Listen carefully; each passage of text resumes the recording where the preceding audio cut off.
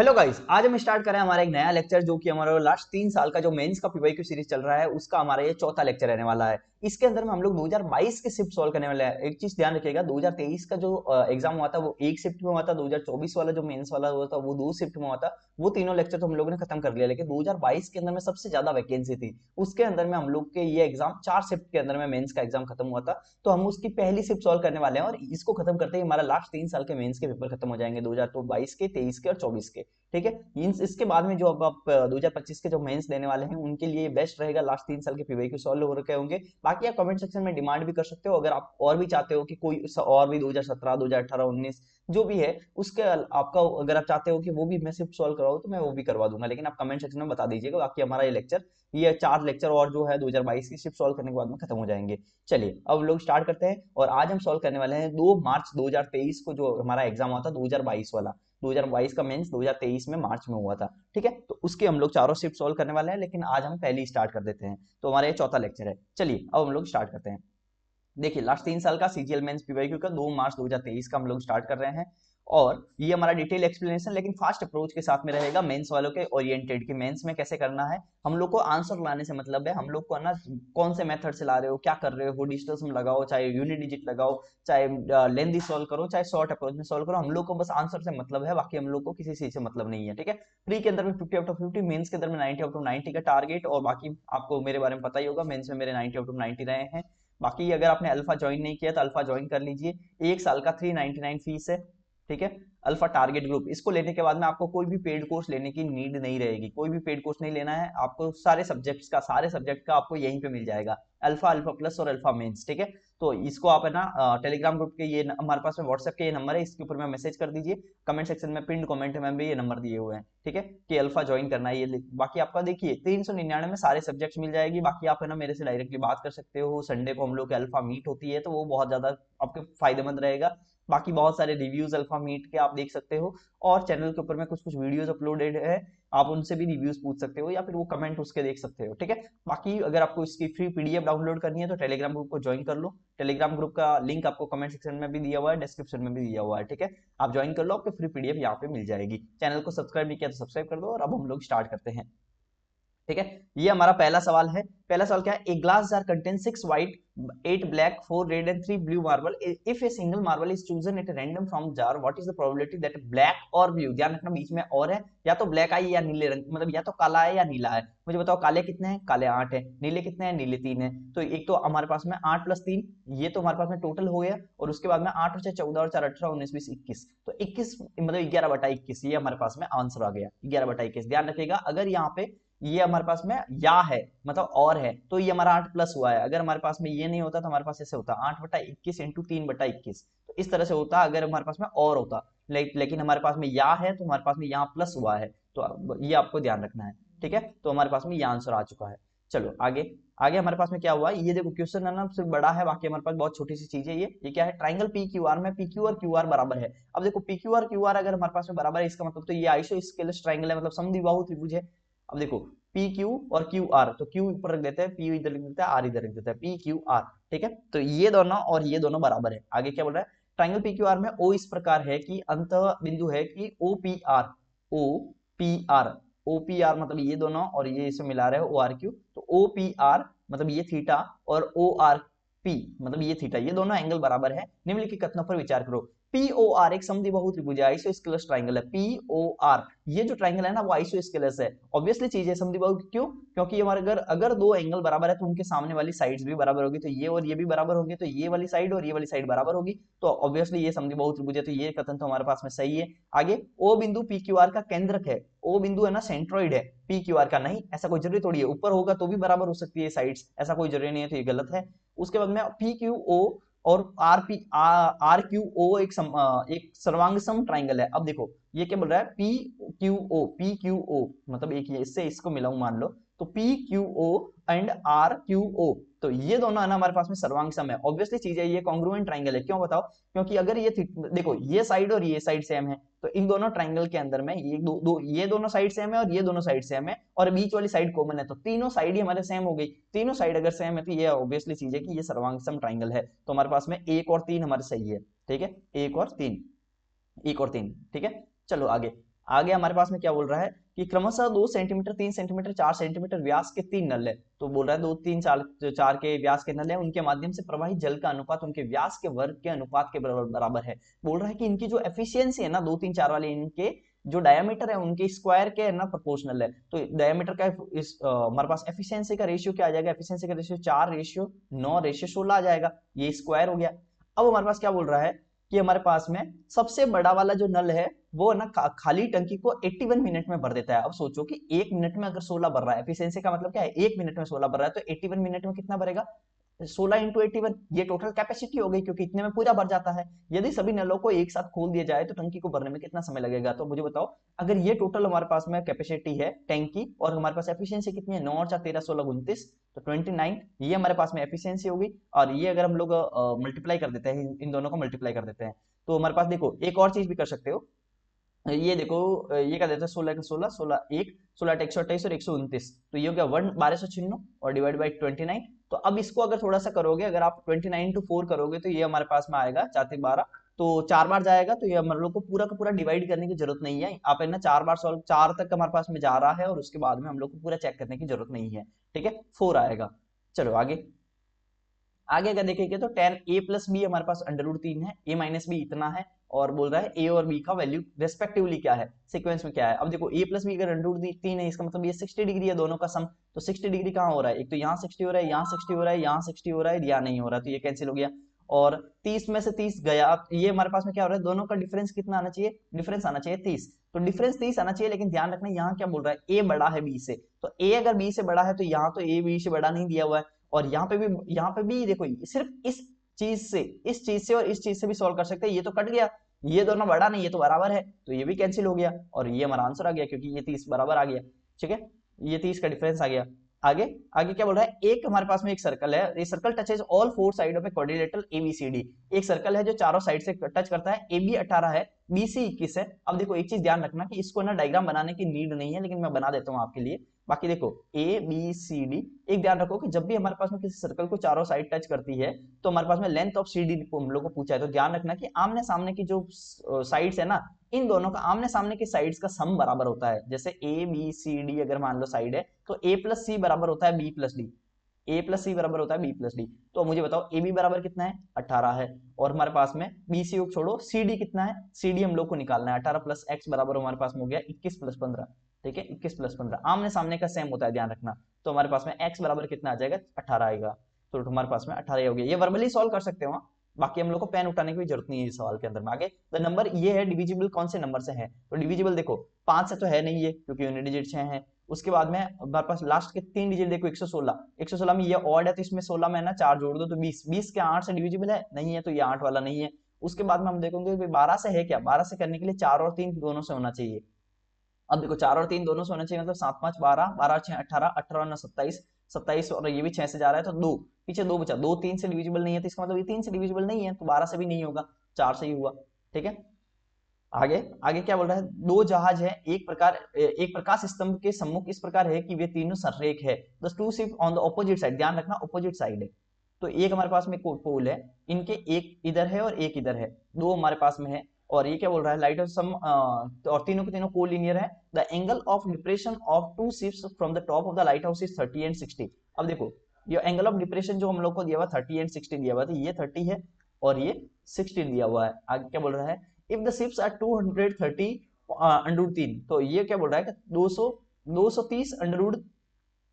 √3 metre, ये दोनों यहाँ से यहाँ तक के बीच में डिस्टेंस है, इन दोनों के बीच में, इन दोनों के बीच में इतनी डिस्टेंस है। तो ये आगे क्या बोल रहा है, then find the height of the light house, light house की हाइट, इसकी हाइट निकालनी है। एक चीज ध्यान रखो, 30 का रेशियो क्या होता है, एक √3 इधर होता है, एक इधर होता है, एक √3 इधर होता है। लेकिन हमारे पास में जब हमारे पास 60 का रेशियो क्या होता है, √3 इधर होता है और 1 इधर होता है। लेकिन ध्यान रखो हम लोगों ने इसको क्या मान लिया, इसको √3 मान लिया। अगर ये √3 है तो ये √3 गुना होगा, इसका मतलब ये √3 मत होके ये वापस 3 हो जाएगा। तो हम लोग रेशियो 1 √3 ना लेके √3 3 ले रहे हैं। उसके अलावा अगर ये √3 है तो ये 1 हो जाएगा। तो हमारे पास बताओ कि ये 3 और 1 4, 4 की वैल्यू अगर इतनी है तो 4 की वैल्यू अगर इतनी है तो 1 की वैल्यू हमारे पास में इतनी आ जाएगी, डिवाइड बाई 4 कर दो। और हम लोग को √3 की वैल्यू चाहिए तो √3 से मल्टीप्लाई कर दो, खत्म हो गया। तो हमारे पास में कितना आंसर आ गया, ये हमारे पास 23 into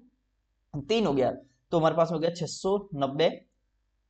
divide by 4, 690 divide by 4 हमारे पास में आ गया, तो ये हमारे पास हो गया 1। और ये हो गया 2, ठीक है ना, सही है ना। हाँ, तो 1 1 हो गया, उसके बाद में 2 हो गया, तो 7 चौक 28, 17 7 चौक 28, 1 4 दूनी 8, 172.5, ठीक है, ये हमारे पास में आंसर आ गया। आगे आगे क्या बोल रहा है, इसका अगर दिया तो इसका वैल्यू निकालना है, इसका स्क्वायर करके 2 माइनस कर दो, 4 चौक 16 में से 2 गया 14, ठीक है। नेक्स्ट नेक्स्ट हमारे पास में आ गया, दो संख्याएं तीसरी संख्या से क्रमशः इतना और इतना अधिक है, तो उन दोनों संख्याओं का रेशियो क्या है, मुझे बताओ कि इसको तीसरी संख्या को मैंने क्या मान लिया, 100% मान लिया, तो ये कितना हुआ, ये 110 हो गया, और ये वाली कितनी हो गई, ये 125 आ गया। इन दोनों का रेशियो क्या आ गया, 22 रेशियो, 22 से कट रहा है ना, 22 रेशियो 25 आ गया, 5 से काट दो, ठीक है, 5 से काट दो। और आगे क्या बोल रहा है, the ratio of the income of the two employees 7:4 and the ratio of the expenditure is इतना if each of them manages to save इतना per month, find the sum of their monthly income. ध्यान रखो कि ये saving है ना, दोनों की इक्वल है, तो सेविंग का रेशियो इक्वल आएगा। लेकिन एक चीज ध्यान रखो कि हम लोग को बोल रहे हैं sum of the their monthly income का सम कितना होगा, यही होगा 7 और 4 11, तो जो भी आंसर आएगा वो 11 का मल्टीपल होगा, जो भी आंसर आएगा वो 11 का मल्टीपल होगा। एक सेकंड ना जी, तो हमारे पास क्या 7 और 4 11, तो 11 का मल्टीपल आएगा, तो अब देखो 2 3 ये नहीं है 11 का मल्टीपल, 5 6 5 और 6 2 और 1 3 ये भी नहीं है, 8 5 13 2, एक तो ये है, एक हमारे पास 2 और 1 3 एक ये है, तो दो ऑप्शन तो हमारे कट गए। उसके बाद में ये क्या बोल रहा है कि मासिक आय का योग ये है, तो हमारे पास योग ज्ञात करना है, तो हम लोग को क्या करना पड़ेगा कि 7:4 इनका क्या है, इनकम है, और हमारे पास में एक्सपेंडिचर कितना है, 3:1 है। उसके बाद में इन लोग को बोल रहे हैं सेविंग इक्वल है, तो सेविंग इक्वल तो देखो 7 में से 3 गया 4 और 4 में से 1 गया 3, तो हमारे पास में यहाँ तो डिफरेंस सेम नहीं है, तो हम लोग को डिफरेंस अगर सेम बनाना है तो हम लोग को क्या करना पड़ेगा, इन दोनों का डिफरेंस देखो 7 में से 4 गया 3, इन दोनों का डिफरेंस देखो 2, इन दोनों को इक्वल बनाना है, तो इस वाली इक्वेशन को 2 से मल्टीप्लाई करो, इस वाली को 3 से मल्टीप्लाई करो, इसको 2 से मल्टीप्लाई करेंगे तो इनकम हमारे पास में कितना आएगा, 7 दूनी 14 रेशियो 4 दूनी 8, इस वाली को 3 से करोगे तो ये आएगा 9 रेशियो 3। अब अगर हम लोग इनका डिफरेंस लेंगे तो हमारे पास सेविंग का क्या आएगा, 14 में से 9 गया हमारे पास में आ जाएगा 5, और ये आ गया 5, तो अब डिफरेंस है मेरा, तो मतलब 5 की वैल्यू हमारे पास में कितनी दे रखी है, 4800, 5 की वैल्यू अगर इतनी दे रखी है तो हम लोग को निकालने कितनी है, 11 की वैल्यू, हमारे पास 11 नहीं सॉरी 22 की वैल्यू निकालनी, क्योंकि अब ये रेशियो हमारे पास में चेंज हो चुका है, तो हमारे पास में क्या आएगा, हम लोग को निकालने किसकी है, 22 की वैल्यू निकालनी है, ध्यान रखना। तो 5 की वैल्यू इतनी है, तो हमारे पास में कितना आएगा 5, और ये होएगा 45 और 96, तो ये हमारे पास 90 45 और ये होगा 96,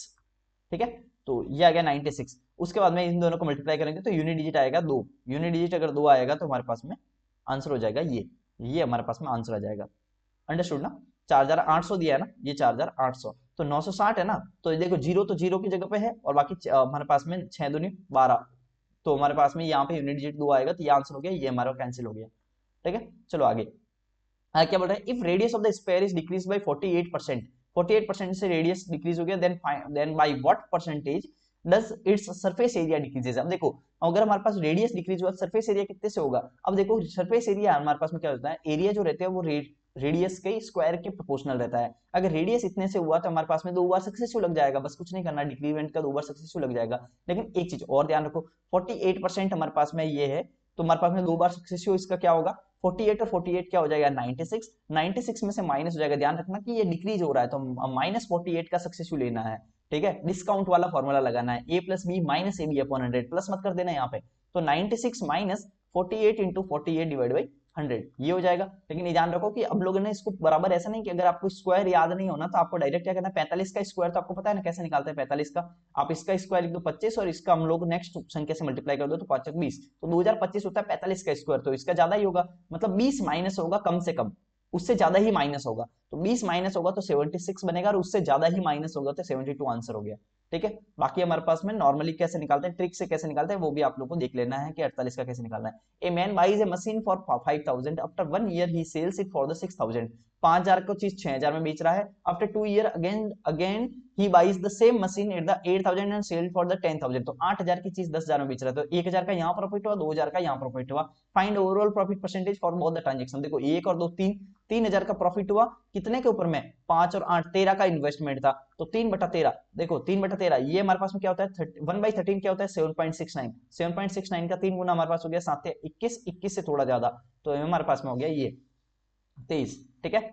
आगे आगे क्या बोल रहा है, a man can row 10 kilometre in still water, 10 kilometre per hour से स्टिल वाटर के अंदर में चलता है, when the river running at the speed, तो रिवर की और बोट की दोनों की स्पीड दे रखी है, then it takes him 2 hours to row a place and comes back to the initial point, how far is the place, तो हमारे पास में इसका एक डायरेक्ट फॉर्मूला होता है कि भाई एक जाता है और वापस आता है, दोनों को मिला के अगर इतना घंटा लगता है तो हमारे पास में टोटल कितनी डिस्टेंस है, इसका फॉर्मूला होता है x y upon x plus y into into t. तो ये हमारे पास में फॉर्मूला होता है डिस्टेंस निकालने का। तो हमारे पास में x मतलब क्या होता है, जाने की स्पीड। जाने की स्पीड क्या आएगी, दोनों का जुड़ जाएगा, 10 और 4 14.5, और आने की स्पीड क्या होगी, इन दोनों में से घट जाएगा, 10 में से 4 ये हमारे पास हो जाएगा 5.5, और डिवाइड में हो जाएगा इन दोनों का, ये दोनों जुड़ जाएगा, 14 और 5 कितना हो जाएगा 19, और ये हो जाएगा 20, तो 20 इंटू ये हमारे पास हो जाएगा 2, तो ये हो गया 2। इसको काटोगे तो 10 बार जाएगा, और ये अगर 10 इसको छोड़ो तो ये हमारे पास में 10 से अगर मैं डिवाइड करूंगा तो ये 5.5 की जगह 0.55 बन जाएगा, और ये इसका लगभग लगभग 0.5 क्या आधा, तो इसका आधा क्या होता है 7.25, 7.25 से थोड़ा ज्यादा, 7.25 से थोड़ा ज्यादा, तो ये हमारे पास में 7.98। अंडरस्टूड ना कैसे किया हम लोगों ने, 7.25 से थोड़ा ज्यादा मतलब 0.5 हम लोगों ने किया, 0.5 से मल्टीप्लाई किया तो ये हो गया 7.25, और इससे थोड़ा ज्यादा मतलब थोड़ा ज्यादा भी आप देख सकते हो कि ये 0.05 है, मतलब 0.7 इसमें और जोड़ दो, मतलब 7.9 के आसपास आएगा ना, ये आ गया। ठीक है, इस तरह से आपको कैलकुलेशन करनी है। For what value of the m, ये जो ये और ये इक्वेशन है, infinite number of the solution. Infinite का मतलब ये होता है कि दोनों लाइनें एक ही है, अनंत बिंदुओं पर काटती है, इनफाइनाइट पॉइंट्स के ऊपर टच करती है। ठीक है, तो इसका मतलब यही होता है इनफाइनाइट सॉल्यूशन, मतलब इनफाइनाइट पॉइंट पे टच करो, मतलब दोनों लाइनों की इक्वेशन एकदम सेम है। इसका मतलब हमारे पास में फॉर्मूला क्या होता है, a1/a2 बराबर b1/b2 बराबर c1/c2। तो हम लोगों ने 17 को 23 से डिवाइड कर दिया, तो 17/23 इक्वल होगा m/299। तो इसको अगर काटेंगे तो 1 13 बार गया, और ये हो गया 7 21, तो ये हमारे पास में 1 आएगा यूनिट डिजिट, तो m की वैल्यू आ जाएगी इतनी। ठीक है, आगे आगे क्या हुआ, ABC did certain investment and the ratio of the time period is 3:2:7। Ratio of the profit of the ABC is 4:3:14 respectively. What is the ratio of the investment ABC। तो यहाँ पे क्या बोल रहा है, यहाँ पे क्या बोल रहा है कि इन दोनों इनका क्या हुआ है कि ये हमारे पास में क्या होगा कि इनके टाइम का रेशियो है, टाइम का रेशियो है ये 3:2:7, और प्रॉफिट का रेशियो है 4:3:14। तो एबीसी के लाभ का अनुपात इतना है, तो एबीसी के निवेश का अनुपात कितना होगा, तो इन्वेस्टमेंट का कितना होगा। आपको पता है कि इन्वेस्टमेंट इनटू टाइम जो रहता है ना, वो प्रॉफिट के बराबर, मतलब प्रॉफिट के प्रोपोर्शनल रहता है उनका रेशियो, तो प्रॉफिट के बराबर रहता है। तो हमारे पास में एक चीज ध्यान रखो, तो हमारे पास में अगर इन्वेस्टमेंट निकालना है तो हम लोग को क्या करना पड़ेगा, प्रॉफिट में टाइम का डिवाइड करना पड़ेगा। तो प्रॉफिट में अगर टाइम का डिवाइड करोगे तो ये 4/3, 4/3, 3/2, और ये 14/7 मतलब 2। तो अगर हम लोग इसको, ये रेशियो हो जाएगा इनका, अगर एलसीएम से मल्टीप्लाई कर दो, मतलब 6 से मल्टीप्लाई कर दो तो 3 दूनी 6, 4 दूनी 8, और ये हो जाएगा 3 3 9, और ये हो जाएगा हमारे पास में 6 दूनी 12, 8 9 12, ये हो जाएगा। अगर आपको मान लो इससे सॉल्व करना है तो भी ठीक है, नहीं तो फिर आप ये भी मान सकते हो कि हम लोग ये देख लो, ये भी देख सकते हो कि आपको ये पता है कि हमारे पास में अगर ऐसे करना है तो भी कर सकते हो कि 9 और 4 दूनी 8, ये भी सॉल्व कर सकते हो, इस तरीके से भी आप कर सकते हो कि 8:9 आएगा। आप है ना इसको क्रॉस मल्टीप्लाई करके भी सॉल्व कर सकते हो सिर्फ इन दो के अंदर में। ठीक है, ऐसे करके भी आप सॉल्व करना हो तो आप कर सकते हो, इन्वेस्टमेंट इनटू टाइम अगर आपको निकालना हो तो। ठीक है, चलो नेक्स्ट, बाकी बहुत सारे तरीके हैं करने के। तो a bike is sold for 8,87,500 by allowing a discount of 44% on its mark price, the mark price of the bike is. अब देखो 44% का डिस्काउंट, अब देखो 44% का डिस्काउंट मतलब 44/100 बराबर हो जाएगा 21,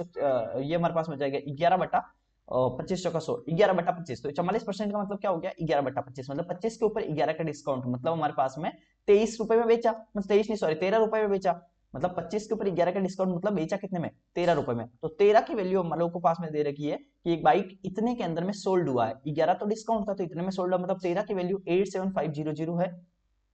तो हमारे पास में मार्क प्राइस कितना होगा, मार्क प्राइस हमारे पास कितना है 25 है, तो 25 की वैल्यू हम लोग को निकालनी है, बस कुछ नहीं करना आपको, 13 से इसको कर दो तो ये भी कर सकते हो 875 डिवाइड बाई 13 इंटू 25, इतना कर दो 13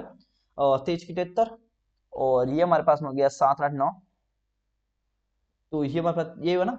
75, और पीछे बचा 7 8 9, या फिर ये पूरा पूरा 13 से नहीं जा रहा है क्या, 13 नहीं सॉरी 14, अरे भाई भाई भाई भाई भाई भाई, ये हमारे पास में 14 आ गया ना, तो 14 आएगा, तो 14,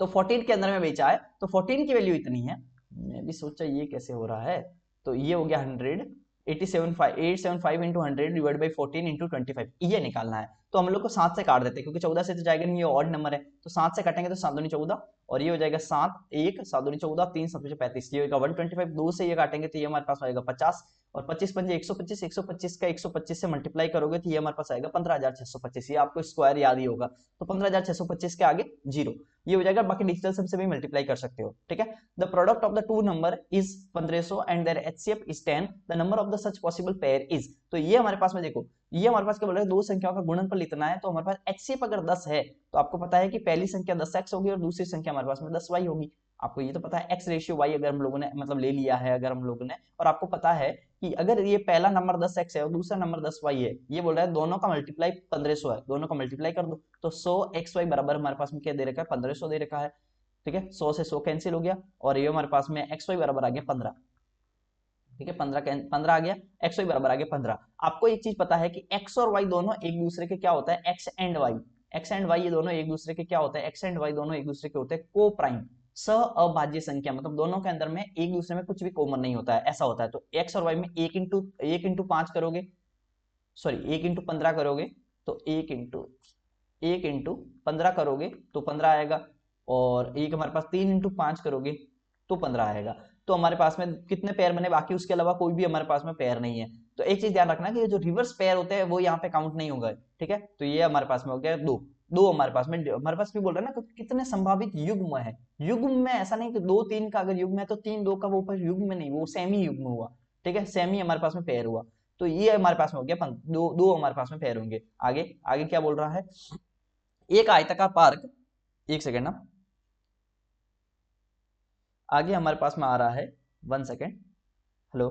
हाँ, एक हमारे पास में आ रहा है, एक rectangular park is 120 metre long and 104 side, तो 124 120 एंड 104 हमारे पास में है। आगे क्या बोल रहा है, 1 metre wide path runs along the boundary of the park remaining completely inside the park. ध्यान रखना इनसाइड द पार्क हमारे पास में 1 1 मीटर का है। आगे क्या बोल रहा है, thus the outside edges of the path run along the boundary wall of the inside edges of the path are marked with the white line of the negligible thickness. If it costs 2.5 marks each meter with the white line, then how much would it cost y inside edge of the path? अब देखो ये चीज ध्यान रखना कि ये inside के अंदर में है और 1 1 मीटर इनसाइड है, तो एक इधर से कम हो गया, एक इधर से कम हो गया, तो ये 118 हो गया, सॉरी ये 118 हो गया, और ये हमारे पास में दोनों एक एक इधर से भी कम हो गए, तो ये 104, ये तो 118 हो गया, और ये हमारे पास में 102 हो गया।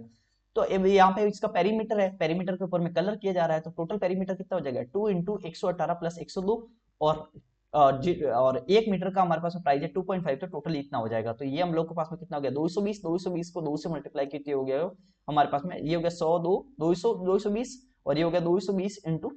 5, ढाई इंटू 2 कर दिया, तो 220 इंटू 5 22 पंजे 110।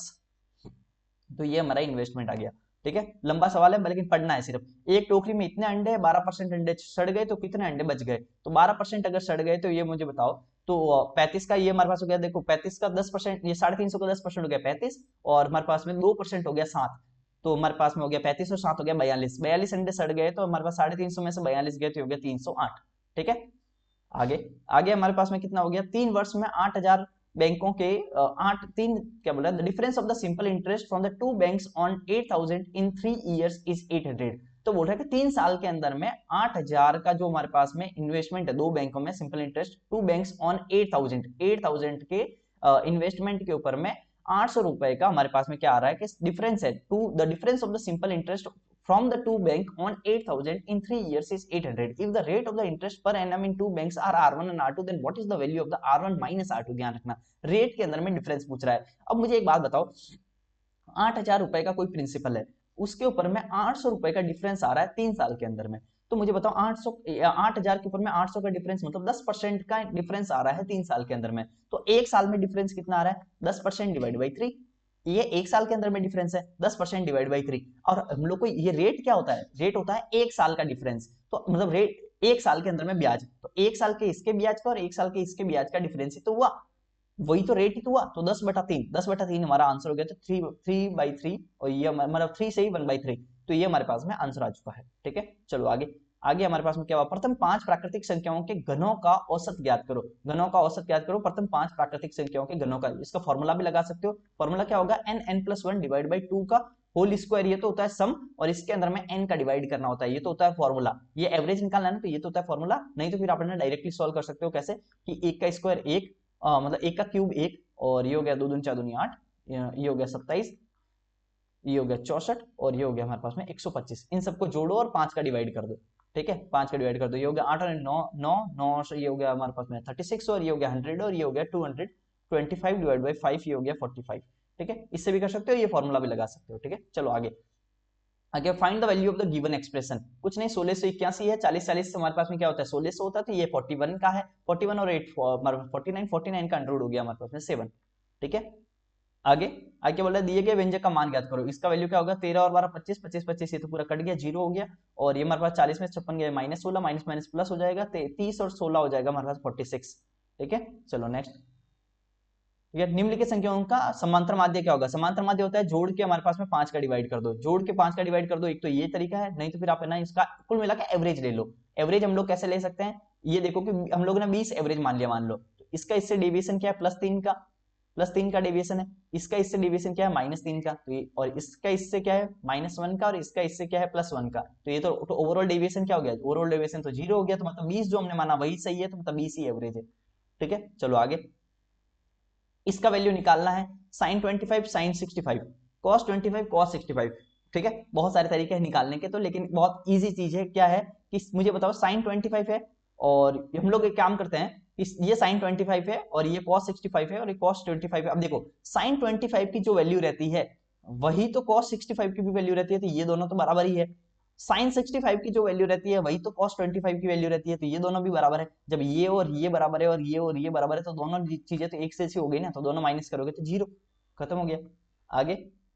आगे क्या बोल रहा है, if interest be compounded half yearly then find the compound interest on 8000 at the rate of the 20% per annum for 1 year. अब सोचो 1 ईयर है और 6 महीनों के अंदर में हमारे पास में होता है 6 मंथ प्लस 6 मंथ, मतलब 2 बार हमारे पास में इंक्रीमेंट आएगा, ठीक है। लेकिन हमारे पास 20% है एक साल का, तो ये हमारे पास 6 मंथ का कितना हो गया, 10%, 10%, मतलब कि हमारे पास में 2 राउंड हो रहे हैं 10-10% के, मतलब 10-10 का 2 बार सक्सेसिव, मतलब 21% है, 21% हमारे पास में, इसका 21% हमारे पास में क्या हो गया, 21 आटा 169, तो ये हो गया हमारे पास में,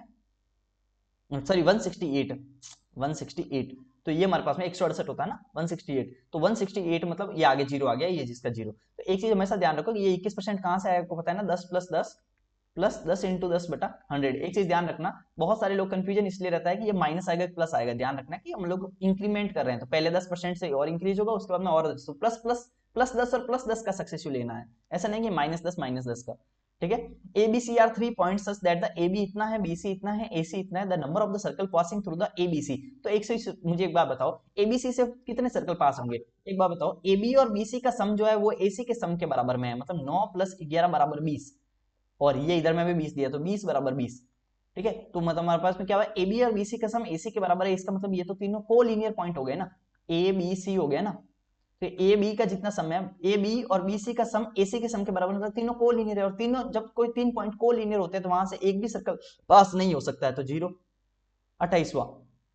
28 क्या है, what is the volume of the largest sphere that can be curved from the wooden cube. तो क्यूब से कितने लार्जेस्ट वाला निकाल सकते हैं, तो क्यूब मुझे बताओ, क्यूब का हमारे पास वॉल्यूम क्या होता है, ये हमारे पास होता है, क्यूब का वॉल्यूम होता है 4/3, सॉरी क्यूब का नहीं, सॉरी गोले का, सब स्फीयर का वॉल्यूम क्या होता है 4/3 पाई क्यूब। तो इससे हम लोग को निकालना है, तो हमारे पास में क्या है, गोले का आयतन 4/3 पाई क्यूब, तो पाई हमारे पास में 22 का मल्टीपल, और 22 हमारे पास 11 का मल्टीपल, तो 11 का मल्टीपल आंसर होना चाहिए, 8 और 1 9, 5 और 3 8, ये कैंसिल, 8 और 8 16, 6 और 5 11, ये कैंसिल, 8 और 1 9, 5 4 9, ये हमारे पास में है, 8 और 1 9, 5 4 7, ये कैंसिल। तो हमारा आंसर आ चुका है, हम लोग को इसमें कुछ भी नहीं करना है, बाकी करना हो तो हम लोग क्या कर सकते हैं, ये हमारे पास क्यूब है, इसमें गोला है, इसका जो डायमीटर होगा ना 2r,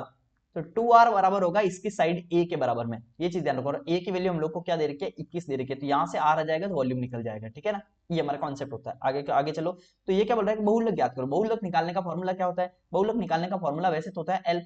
F1 - F0 / 2 F1 - F0 - F2 × H, वो होता है, लेकिन वो हम लोग को यहाँ पे यूज करने की नीड ही नहीं है, क्यों, क्योंकि हमारे पास, मुझे बताओ, यहाँ पे सबसे ज्यादा बार रिपीट कौन सा हुआ है, सबसे ज्यादा बार 11, मतलब ये हमारा फ्रीक्वेंसी क्या है 11 सबसे ज्यादा है, लेकिन 11 की रेंज क्या है 25 और 30, तो हमारा जो आंसर आएगा ना वो 25 और 30 के बीच में ही आएगा, तो ऑप्शन में देखो 25 और 30 के बीच में कौन सा है, ये है, तो ये हमारा आंसर है, और आगे बढ़ जाओ। आपको आगे यहाँ पे कुछ भी नहीं करना है, बाकी करना हो तो क्या कर सकते हो, L + F1 - F0